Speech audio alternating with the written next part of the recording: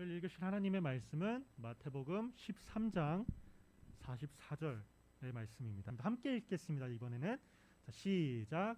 천국은 마치 밭에 감추인 보화와 같으니 사람이 이를 발견한 후 숨겨두고 기뻐하며 돌아가서 자기의 소유를 다 팔아 그 밭을 사느니라.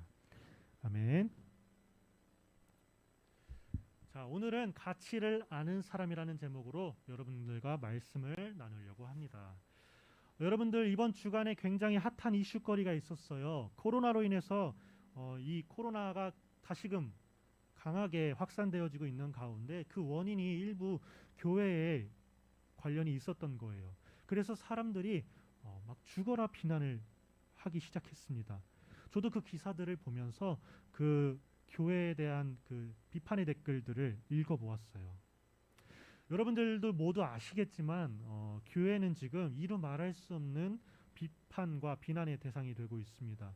뭐 그럴 만한 이유를 제공하기도 했으니 어느 정도 이해하고 납득을 할 수는 있겠다만 어떤 사람들은 일부 사람들은 교회에 대해서 너무 무조건적으로 비난을 하는 것을 보게 됩니다. 그런 것을 우리가 보고 있자니 너무 속상하고 안타까운 거예요.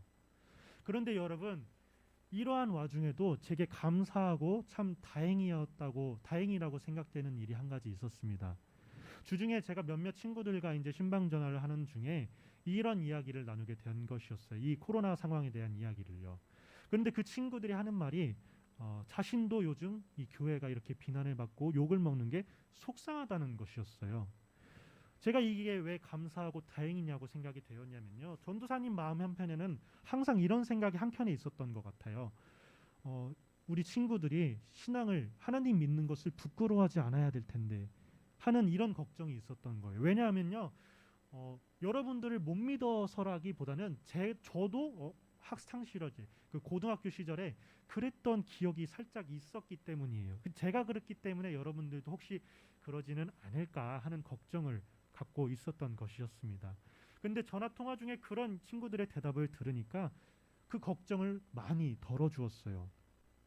상황이 이렇게 된 거, 교회가 욕을 먹고 있는 거, 비난받고 있는 것을 부끄러워하거나 막 그러지 않고 이 상황에 대해서 함께 안타까워하고 있는 것이 일단은 그 와중에 참 감사하고 다행이었다는 거예요. 여러분들, 그 사람들이 그토록 교회를 비난하는 이유가 무엇일까요? 한번 생각을 해볼까요? 물론 우리가 아까도 말했다시피 우리도 알고 있다시피 또 우리가 어느 정도 원인 제공을 한 것은 있어요. 비록 그들이 한 행동이 우리 모두의 뜻이 아니었고 또 우리 모두의 잘못도 아니겠지만 말입니다. 하지만 우리가 원인 제공을 한 것은 있어요. 하지만 그렇다고 해도 교회를 비판하는 사람들 중에 일부는 너무 아무 이유도 없이 그저 그냥 쟤네 욕해야 돼, 쟤네 깔아뭉개야 돼 이런 생각을 갖고 있는 것처럼 교회를 비판하고 비난합니다. 그런 비난이 너무나도 속상한 거예요. 화난다기보다는 속상하고 안타까운 거예요. 근데 여러분, 그 사람들이 이토록 교회에 대해서 비난하고 비판하는 이유는 교회에 대한, 나아가서 하나님에 대한 가치를 발견하지 못했기 때문이라고 저는 생각을 내리고 정의를 내렸습니다.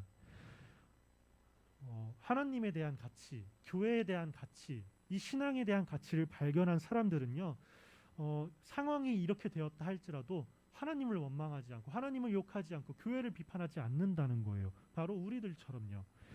여러분, 한 가지 예를 제가 한번 들어보도록 하겠습니다. 길바닥에 5만 원짜리가 떨어져 있어요. 사람들은 이를 보지 못하고 자기 갈 길 바쁘게 가면서 짓밟고 짓이기고 지나갈 뿐입니다. 이제 이 지폐는요, 너무나도 짓밟힌 나머지 심하게 구겨지고 막 오물도 먹고 더러진 거예요. 그런데 여러분이 길을 가다가 이 지폐를 발견하게 되었습니다. 자, 여기서 선택지 2개 드리겠습니다. 여러분, 이 더러워지고 짓이겨진 짓밟힌 5만 원권 줍는다 1번, 안 줍는다 2번. 댓글로 한번 달아주실래요? 줍는다 1번, 안 줍는다 2번. 잘 듣고 있었나 볼까? 줍니다. 줍습니다. 줍습니다. 또 줍는다? 안 줍는다? 이런 또 소통이 있어야죠. 5초만 더 기다려볼게요. 1번 지영이도 1번. 그쵸? 줍죠. 당연히 나도 주어요. 서연이도 1번. 그치, 당연히 줍지. 주영 쌤도 1번. 주영이라고 할 뻔했네. 죄송해요. 또 주은이도 1번. 그쵸? 많은 친구들 아마 다 주울 거예요. 왜? 이유가 뭘까요, 여러분? 말하지 않아도 알죠. 왜? 5만 원권이니까. 무려 5만 원권이니까요. 자, 구겨지고 더러워졌지만 이 돈에는 5만 원의 가치가 있기 때문입니다. 그래서 여러분들 대부분이 아마 90한 7% 이상이 이 돈을 주울 것이라고 저는 예상합니다. 또 이 돈 은행에 가면 바꿔주잖아요, 새 돈으로. 그러니까 주워서 은행 가서 바꾸기만 하면 나에게 5만 원이 생기는 이득인 건데 당연히 죽겠죠. 자, 그런 거예요. 우리가 이렇게 구겨지고 짓밟힌 돈임에도 불구하고 이 돈을 줍는 이유는 그만큼의 가치가 있기 때문입니다. 만약 이 길바닥에 떨어진 종이가 만약에 초콜릿 포장지였다면은 여러분 아마 거들떠보지도 않았을 거예요. 근데 여러분이 발견한 것은 5만 원짜리 지폐였기 때문에 그 돈을 줍는다는 것이죠. 이게 우리로 하여금 그 돈을 줍게 만드는 이유이고요. 이거 하나만으로 우리가 돈을 줍는 이유는 충분하다는 것입니다. 그렇죠? 자, 하나님에 대한 가치를 발견한 사람과 그렇지 못한 사람은요, 마치 이와 같다고 말하고 싶네요. 우리의 신앙, 우리가 다니는 교회, 우리가 믿는 하나님도 마찬가지인 것입니다. 하나님은요, 우리가 이 세상의 모든 것을 저버리고도 선택해야 할 만한 충분한 가치가 있으신 분입니다. 우리가 감히 그런 가치를 논하기도 어려운 분이십니다. 하나님은 하나님이시기 때문에 우리가 선택해야 할 만한 가치가 있는 분이고, 그거 하나만으로, 하나님이 하나님이시라는 이유 하나만으로 우리가 하나님을 선택할 이유는 충분하다는 것이죠. 그 가치를 알기 때문에 저는 여러분이 지금 이 시간 이 온라인으로 함께 예배하고 있는 것이라고 저는 생각합니다.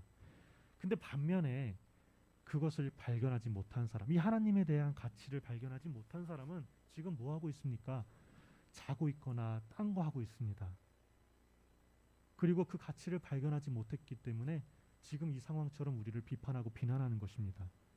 여러분, 이 세상에 지금 이러한 상황을 말해주고 있는 것이 바로 오늘 본문의 말씀입니다. 천국이 마치 뭐와 같다고 비유하고 있습니까? 천국은 마치 땅 속에 갇힌, 밭 속에 감친 보물과도 같다고 말하고 있는 것입니다.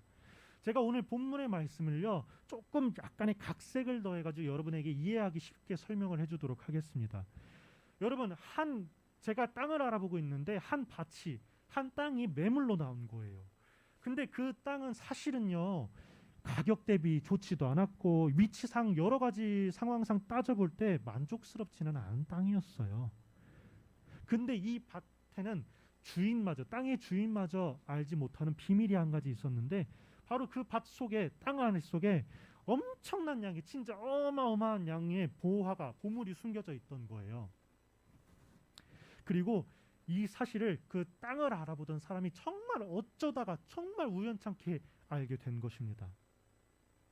이 사실을 알 리 없는 사람들은요, 이 땅을 보러는 왔지만 여기 좀 자리도 별로고 가격 대비 좋지도 않네, 이렇게 시답지 않게 여겼지만요, 이 사실을 알고 있던 그 땅 한 사람은 자기가 가진 모든 것을 팔아서라도 이 땅을 사야 할 이유가 생긴 거예요. 왜요? 이 땅 속에는요, 자기가 가진 모든 것을 다 합쳐도 수십 배는 넘치고 족할 만한 그런 보물이 묻혀 있었기 때문입니다. 여기에는 뭐 한 가지 조건이 필요하겠죠. 뭐 지금 우리가 땅 속에 묻혀 있는 게 법적으로 원래 주인의 몫이다 이런 할 말이 없지만, 이 당시 말씀이 쓰인 시대에는 그러지 않았다는 것을 여러분이 감안을 해줘야 됩니다. 그래서 이 땅을 내가 사기만 하면은 이 땅 속의 보물 또한 내 것이 되는 겁니다. 그러면 얼마나 이득이에요? 비록 내가 가진 지금 당장의 것은 다 팔아 넘겼지만 그럼에도 불구하고 이 보물은 그것의 수십 배는 될 만큼의 풍족한 양이니 제가 이 땅을 사지 않을 이유가 없다는 것이죠. 이 사람은 바로 자기가 가진 모든 것을 팔아서 그 땅을 사러 간다는 것입니다. 여러분, 이 비유가 말하는 것이 뭘까요? 아까도 말했다시피 천국이 마치 이와 같다는 것입니다. 세상 사람들은요, 하나님에 대해서 교회 일에, 신앙에, 믿음에, 믿음 생활에 열심히 사람들 비난하고 비판합니다. 조롱합니다. 니네들 왜 그렇게 왜 이렇게 하나님을 위해서 열심히 사는 거냐. 정말 입에 담지 못할 만큼의 심한 욕들을 우리에게 합니다. 그렇지만요, 천국에 대한 가치를 아는 사람은요, 이 비난을 감수하면서도 천국을 바라보고 하나님을 의지한다는 것이죠. 하나님을 믿는다는 것이죠. 그렇다면요, 여러분, 이제 요점은 무엇일까요? 이제 포인트는 이거라고 생각을 합니다. 우리가 이 천국의 가치를 알아야 한다는 거예요. 우리도 그래야 하고, 또 아직 세상에 살아가는 사람들, 그 가치를 모른 채 그냥 이 신앙에는 무심한 채 살아가는 그 불쌍한 사람들도 그 천국에 대한 가치, 하나님에 대한 가치를 깨달아야 한다는 것입니다. 이것이 이 세상을 향한 하나님의 참된 뜻이기 때문입니다. 그렇기 때문에요, 이미 이 가치를 알고 있는 우리들은요, 세상으로 나아가서 복음을 전해야 합니다. 전도사님, 지금 우리들 엄청 욕먹고 있잖아요. 엄청 막 욕먹고 조롱과 비판을 받고 있는데 그럼에도 불구하고 우리가 복음을 전해야 되는 거예요? 이렇게 생각하는 사람들이 있을 수 있는데, 저도 상황이 그런 것은 알고는 있지만 그럼에도 불구하고 정답은 그렇다입니다. 다만 여러분들 여기에 대해서는요, 자기 소견에 따라서 그 정도의 차이를 줄 수는 있을 것 같아요. 저도 이렇게 생각을 해요. 굳이 상황이 좋지 않을 땐 조금 기다려가면서 상황 봐가면서 좋은 때를 기다리면서 전도를 하는 것도 나쁘지는 않다고 생각해요. 물론 전도에 엄청난 열정이 있는 사람은, 그에 대한 사명이 있는 사람은 그럼에도 불구하고 나가서 전도를 하는 것이고, 그것을 욕하는 것이 아니라 그 사람들 대단합니다. 그 사람들 우리가 본받을 만합니다. 다만 저는 여러분이 그 상황과 여건에 따라서는 조금 차이를 두어도 된다고 말하는 것입니다. 여러분, 마태복음에 이런 말씀이 있어요. 마가복음과 마태복음에 제가 읽어드릴게요. 그때에 사람들이 너희를 환난에 넘겨주겠으며 너희를 죽이리니 너희가 내 이름 때문에 모든 민족에게 미움을 받으리라. 우리가 예수님의 이름 때문에 고난받고 고통받는 것이 이미 말씀 속에 예언된 것이에요. 말씀해 주신 거예요. 또 마가복음에도 이런 말씀이 있습니다. 또 너희가 내 이름으로 말미암아 모든 사람에게 미움을 받을 것이나 끝까지 견디는 자는 구원을 받으리라. 아멘. 자, 예수님께서는 이미 우리에게 말씀하셨어요. 세상 끝날에 가면요, 말세가 되면요, 너희들이 내 이름 때문에 사람들에게 욕먹고 조롱받을 것이다, 비판받을 것이다, 이미 말해주신 거예요. 우리는 성경에 이렇게 쓰여 있는 것을 말씀을 통해서 봤기 때문에 그나마 우리가 참을 수 있고, 그나마 이 상황을 이해할 수 있고, 지금이 예수님께서 말하셨던 말세구나, 끝날이구나 라는 것을 예상할 수 있는 것입니다. 여러분들, 이렇게 성경 속에 이미 말씀이 되어 있기 때문에, 그렇기 때문에 우리는 그런 조롱과 비판을 받으면서도 여전히, 그리고 그래서 더욱더 복음을 전해야만 한다는 것입니다. 여러분, 말씀 이제 끝을 향해서 나아가고 있는데요, 제가 이 부분에 대해서 조심해야 될 것 2가지를 정리해 보았습니다. 첫 번째는 우리가 이런 생각할 수 있다는 거예요. 조금 아까도 나눴던 부분인데, 과연 우리가 그 욕하는 사람들을 품어야 하나요? 라는 의문이 들 수도 있다고 했어요. 하지만 정답은 그렇다입니다. 그들은 단지 하나님에 대한 가치를 깨닫지 못한 것뿐이에요. 그런 면에서는요, 우리가 그들을 막 쟤네들 왜 이렇게 우리를 욕하고 못 살리고는 거야, 그들을 멸시하고 막 미워하고 배척하는 것이 아니라, 오히려 하나님에 대한 가치를 모르는, 알지 못하는, 깨닫지 못한 그 사람들을 불쌍하게 여겨야 된다는 거예요. 조금 어려울 수 있어요. 그렇지만 하나님의 가치를 알게 된다면 그 가치를 알지 못하는 사람이 얼마나 불쌍하게 여겨지는지 몰라요. 만약에요, 그 사람들이 그대로 삶을 마감한다면요, 그대로 죽어버린다면요, 결국에는 하나님 앞에서 심판을 받고 어디 가게 될까요? 가게 될 곳은 한 곳이라고 생각합니다. 여러분들도 똑같은 생각을 하고 있을 것이라고 생각합니다. 물론 그 결정은 제가 하는 것도 아니고 여러분이 하는 것도 아니고 하나님이 하시는 것이기 때문에 어디라고 말을 하지 않겠다만 그렇다는 것입니다. 근데 성경에도 말씀하길요, 원수가 왼뺨을 치면 오른뺨도 돌려대고 치라고 말씀하셨고, 제가 지난주에도 한번 언급했다시피 죄는 미워하되 사람의 잘못한 것은 잘못은 미워하되 그 사람을 미워하지는 말라고 말했던 것처럼, 그 사람들도 단지 하나님을 모르는 죄에 빠진 것뿐이라는 거예요. 또 따지고 보면요, 저와 여러분들도 똑같이 하나님 앞에 똑같은 죄인이었음에도 불구하고 하나님은 우리를 그 모습 그대로 품어주셨잖아요. 이 하나님의 사랑과 은혜를 우리가 본받아서 그 사람들에게도 우리가 그 은혜를 베풀어야 한다는 거예요. 그리고요, 무엇보다도 궁극적으로 세상 모든 사람들이 하나님의 구원을 받는 것이 우리 하나님의 뜻이기 때문에 우리는 그들을 품고 그들을 위해서 억울하지만 속상하지만 눈물로 기도하며 그들에게 복음을 전해야 한다는 것입니다. 여러분들도 동의를 하시면요, 또 그렇게 되기를 원하시면요, 이 시간 아멘 속으로 외치시길 바랍니다. 자, 두 번째로 조심해야 될 거 있습니다. 지금처럼 기독교가 고난과 박해를 받고 있는 가운데에 우리가 어떻게 행동해야 될지에 대해서입니다. 여러분들, 예수님께서 공회에 붙잡혀 가셨을 때에 베드로라는 제자가 예수님을 3번 부인했던 것을 기억해야 됩니다.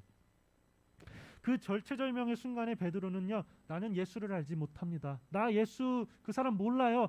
나 그 사람 모르는데도 왜 자꾸 그러는 거야? 이렇게 부인을 했어요. 근데요, 그 순간 울려 펴진 새벽녘 닭 울음소리에 베드로는 얼마나 그냥 땅을 치면서 후회를 하고 울면서 회개했는지 모릅니다. 여러분들, 우리가 지금 상황이 이렇다고 우리도 그럴 것입니까? 야, 너 예수님 왜 믿냐? 너 교회 왜 다니냐? 아유, 그냥 왜 하지 마라. 이렇게 친구들이 말한다고, 이렇게 세상 사람들이 말한다고, 부끄럽다고 해가지고, 그게 민망하다고 해가지고, 나 예수님 몰라, 나 안 당기는데, 모르는데, 이렇게 반응하지 말라는 것입니다. 그렇게 해서는 안 된다는 것이고, 그렇게 했다가는 우리가 나중에 가서 얼마나 땅을 치며 후회하며 눈물을 흘릴지 모른다는 것입니다. 여러분, 예수님께서는요, 하나님께서는요, 보잘것없는 죄인인 우리를 위해서 목숨을 내어주시고 독생자 예수님을 우리에게 보내주셨어요. 그런 하나님의 크신 은혜를 생각하면 여러분들, 우리가 이런 작은 어려움에 예수님을 저버릴 수가 없다는 것이죠. 우리는요, 그 크신 하나님의 그냥 놀라우신 은혜에 감사하면서 그 은혜를, 그 복음을 전하면서 살아야 한다는 거예요. 베드로처럼 예수님을 부인했다가 감당하지 못할 슬픔에 빠지지 않기 위해서 말입니다. 이 베드로의 모습을 기억하면서 우리는 어떤 순간에서도 예수님을 잊지 않는다 말하는 사람이 되지 않길 원합니다. 그 어떤 순간에도 예수님 인정하고 예수님을 전하고 예수님을 고백하는 우리 믿음의 지체들이 되길 원합니다. 자, 오늘 말씀 결론입니다. 우리 모두 믿음, 우리가 다니는 교회, 우리가 지금 하고 있는 신앙생활, 이 천국, 하나님에 대한 가치를 아는 사람이 되길 소망합니다.